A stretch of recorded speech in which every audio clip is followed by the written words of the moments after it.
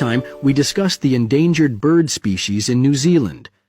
Now, I'd like to discuss a particularly magnificent bird, the kakapo, a critically endangered species of parrot native to the country. Now first, it is vital to note that the kakapo once had a long-standing relationship with humans. The Maori people, who lived in New Zealand for centuries, used the feathers and skin of the kakapo to make clothing. However, in ancient times, these birds were at risk not only from humans, but also from eagles, which would hunt them. By 1934, the kakapo were so rare that they were mostly found in museums rather than in the wild. Since then, New Zealanders have realized that if kakapo were not tracked and protected, they might lose this beautiful parrot altogether. Thus, conservation efforts began in the 1940s. Early conservationists used specially trained dogs to locate these birds. Today, however, the monitoring process has evolved, and conservationists now use a modern portable black box to track the birds' movements across the landscape.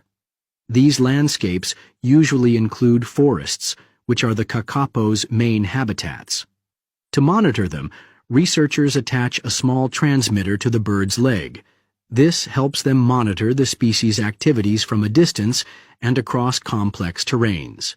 Unfortunately, however, despite the strides people have made, the kakapo still face significant challenges due to the nature in which they dwell.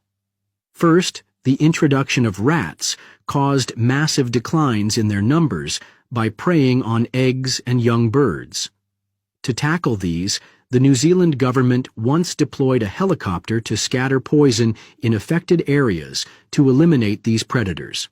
It made an effect, but the results were extremely limited. In addition, the kakapo population has suffered from respiratory disease caused by the fungus Aspergillus. In an outburst in 2019, their population was further reduced by 23%. Although challenges remain, efforts to boost the bird's population are continuing. Scientists are now trying to increase kakapo's fertility rates in the laboratory to explore new ways to conserve this unique green parrot in New Zealand.